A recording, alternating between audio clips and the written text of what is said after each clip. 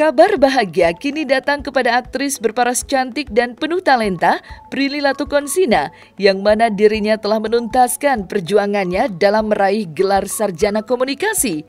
Hal tersebut pun diketahui saat Prilly menggugah postingan melalui akun Instagram miliknya yang menunjukkan raut wajah bahagia disertai selendang bertuliskan Prilly Mahate Latukonsina S.Ikom.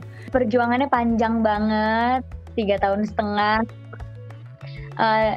Panjang banget pastinya perjalanannya 3 tahun setengah, kuliah sambil syuting, sambil ngurusin bisnis. It's not an easy journey for me, bukan pengalaman dan perjalanan yang mudah buat aku, karena jujur susah banget untuk bagi waktunya kan. Tapi kan aku harus benar-benar bisa memberikan yang terbaik gitu, karena dengan aku memutuskan untuk kuliah, aku harus siap sama konsekuensinya.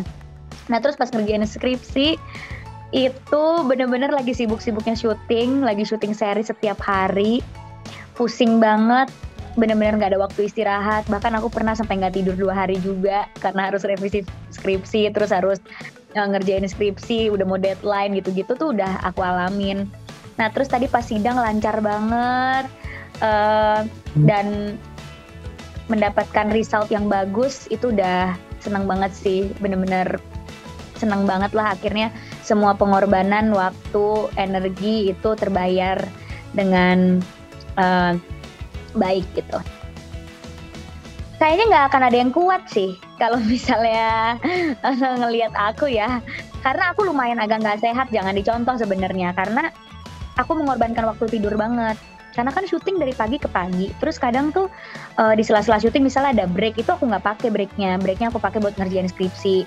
Terus kadang udah sampai rumah tetap ngerjain skripsi lagi. Kayak hari ini aku sidang jam 2 siang nih, tapi jam 6 pagi aku udah bangun buat aku belajar lagi gitu. Jadi benar-benar memanfaatkan waktu yang aku punya sebesar-besarnya gitu. Atau kayak misalnya aku on the way ke lokasi nih, dari rumah ke lokasi, itu di mobil aja aku bisa buka laptop dan belajar gitu. Jadi benar-benar memanfaatkan waktu yang ada gitu. Terus kadang akhirnya mengorbankan waktu istirahat, waktu me time, waktu liburan, waktu tidur. Memang agak kurang sehat, tapi ya dengan harapan kan aku bisa maksimal ngerjain skripsinya, dan alhamdulillah terbayar dengan baik gitu. Aku nggak dapat kemudahan apa-apa, sama aja di treatmentnya kayak murid-murid lain. Kalau emang skripsinya kurang bagus ya direvisi sampai bagus. Kalau emang skripsinya kurang lengkap ya dilengkapin sampai lengkap gitu.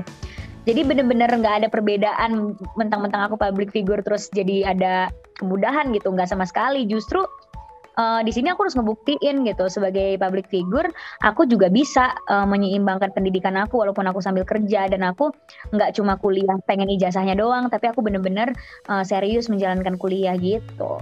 Ini alhamdulillah sejauh ini akumulasi IPK-nya cum laude sejauh ini, alhamdulillah. Terus skripsinya juga alhamdulillah hasilnya A. Nanti kita lihat pas wisuda. Perjuangan Prilly Latukonsina demi mendapatkan gelar sarjana patut diacungi jempol. Bagaimana tidak, wanita berusia 24 tahun ini pun harus mengorbankan waktu luangnya untuk terus belajar demi mendapatkan nilai yang terbaik saat sidang skripsi berlangsung. Setelah dirinya berhasil meraih gelar sarjana, Prilly pun mengungkapkan jika dirinya saat ini ingin beristirahat dan tak menepis kemungkinan untuk melanjutkan S2 di luar negeri. Kayaknya aku pengen istirahat dulu, karena bener-bener 3 tahun setengah terakhir ini aku nggak ada have fun gitu kayaknya ya, bener-bener belajar kerja gitu.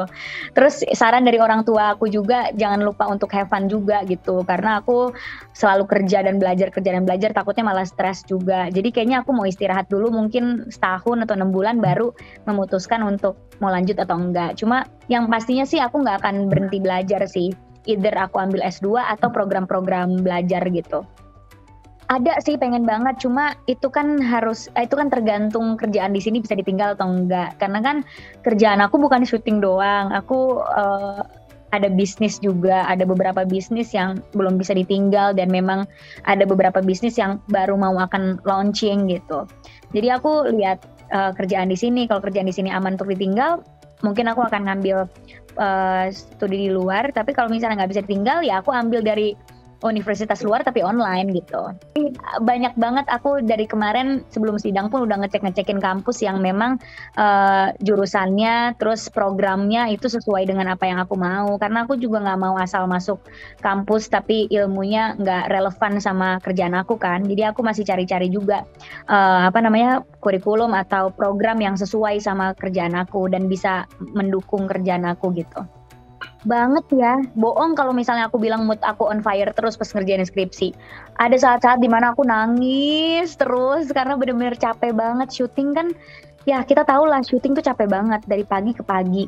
Terus tiba-tiba udah harus deadline-nya, terus tiba-tiba revisi, terus tiba-tiba harus ini harus itu atau harus interview, karena aku untuk skripsi aku kan metodenya kualitatif dan aku harus interview 7 orang. Nah itu harus ngikutin jadwal mereka. Jadi aku benar-benar harus ngosongin waktu untuk bisa wawancara mereka gitu loh. Jadi benar-benar ada momennya dimana aku nangis terus mau nyerah gitu. Cuma aku ngelihat perjalanan aku 3 tahun ke belakang dimana aku benar-benar pengen banget bisa meneruskan kuliah dan masa sih ngerjain skripsi nyerah gitu. Akhirnya aku terus berjuang walaupun melewati masa-masa susah kayak gitu dan didukung juga sama orang-orang sekitar yang nyemangatin aku untuk bikin skripsi, akhirnya jadi gitu. Usaha Prilly Latukonsina dalam meraih gelar sarjana kini sudahlah usai. Usahanya dalam memanfaatkan waktu luangnya saat ini telah membuahkan hasil yang sesuai dengan harapan dirinya. Dan sebagai penutup, Prilly Latukonsina pun mengungkapkan jika dirinya tak pernah merasa drop saat mengerjakan skripsi dan lebih mensupport dirinya sendiri untuk mendongkrak semangatnya dalam mengerjakan skripsi.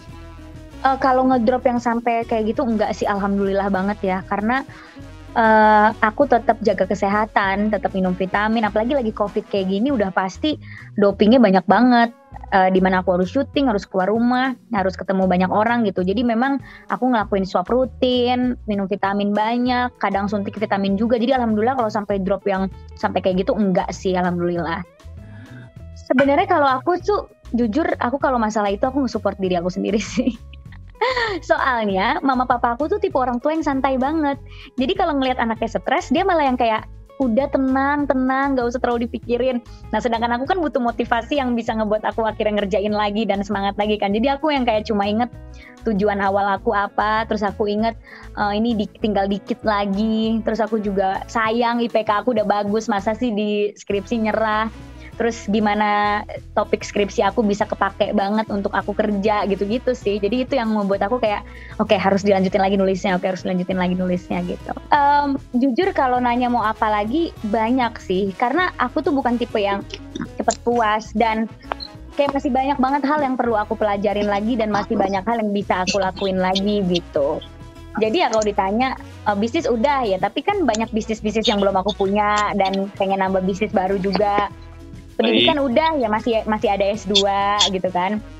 Karir udah ya, tapi masih banyak karakter-karakter yang belum aku mainin. Jadi kayak nggak akan ada habisnya sih Mas kalau ngomongin kayak gitu, karena aku diajarin sama orang tua aku kalau udah dapet target kita di awal ya harus set target baru lagi supaya kita nggak stuck di situ-situ aja gitu. Kalau mama tuh santai banget. Maksudnya aku punya pacar boleh, enggak juga nggak apa-apa, nggak yang dipaksa-paksa atau gimana. Selagi akunya happy dan selagi nggak dibikin pusing, ya pasti disupport. Yang penting ngeliat anaknya nggak pusing aja, ngeliat anaknya tetap happy gitu.